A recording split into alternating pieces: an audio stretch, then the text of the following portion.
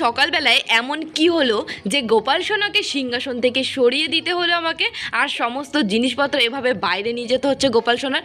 তো কেন গোপাল সোনাকে সিংহাসন থেকে সরিয়ে দিতে হলো আর গোপাল সোনার জিনিসপত্রগুলো কেন আমাকে বাইরে বের করতে হচ্ছে, তো দাঁড়াও কি হয়েছে না হয়েছে আমি তোমাদেরকে সম্পূর্ণটা খুলে বলছি, চলো প্রথম থেকে। তো দেখো, সকালবেলায় ঘুম থেকে উঠেছে আমি, আর এখনও কিন্তু বিছানাটাও আমি ঠিকঠাক করে গোছাইনি। তার আগেই কিন্তু আমাকে জিনিসপত্রগুলো আজকে বাধ্য হয়ে বাইরে বের করতে হলো।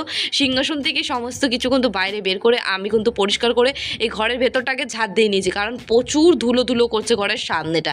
তো ঝাড় দিয়ে নিয়েছি। তো এবার কি হয়েছে আমি তোমাদেরকে বলছি, তার আগে তোমাদের ছোট্ট একটা কমেন্ট বলি। আজকে কমেন্টে মিষ্টি একটা বোন পিঙ্কি আমায় বলেছে, দিদি ভাই তুমি না খুব লক্ষ্মী একটা মেয়ে, আমি পিঙ্কি, আমার নামটা নিও দিদি ভাই। তো থ্যাংক ইউ পিঙ্কি বোন আমাকে এত সুন্দর একটা কমেন্ট করার জন্য। আমার তরফ থেকে রইলো তোমার জন্য অনেক অনেক ভালোবাসা, অনেক ভালো থেকো পিঙ্কি বোন তুমি। তো কলে জল ছেড়ে দিয়েছে, কল থেকে এক বালতি জলও নিয়ে নিয়েছে, আর গোপাল সোনার জামা কাপড়গুলো ধুয়ে এই জানলার এখান দিয়ে মেলে দিয়েছে, আর তুলসী মন্দিরটা ধুয়ে এখানে কিন্তু আমি এই নারকেলের ছোবড়াগুলো একটু শোকাতে দিয়ে চলে আসলাম এই বাসনগুলো মাজতে। আজকে কিন্তু ঠাকুরের যত টাঙ্কে বাসন ছিল সমস্ত বাসন কিন্তু আমি বের করে নিয়েছি। তো এবার আমি তোমাদেরকে বলি যে সকাল সকাল গোপাল সোনাকে সিংহাসন থেকে সরিয়ে সমস্ত জিনিসপত্র কেন আমাকে বাইরে বের করতে হলো। তো সিংহাসনের প্রচুর পরিমাণে ধুলো পড়েছিল, সেই জন্য কিন্তু সিংহাসনটা পরিষ্কার করে নিলাম। আর কালকে যেহেতু শ্রাবণ মাসের প্রথম সোমবার বাসনপত্র লাগবে, তাই একবার ঘরটাকে আমি পরিষ্কার করে নিলাম। তোমরা তো সবাই জানো শ্রাবণ মাসে যে কটা সোমবার পরে প্রত্যেকটা সোমবার উপোস থেকে আমি ভোলে বাবার মাথায় জল ঢালি। তো কালকেও কিন্তু ভোলে বাবার মাথায় আমি জল ঢালবো। তো যাই হোক বন্ধুরা, তোমাদের নামগুলো কমেন্ট করে বলো।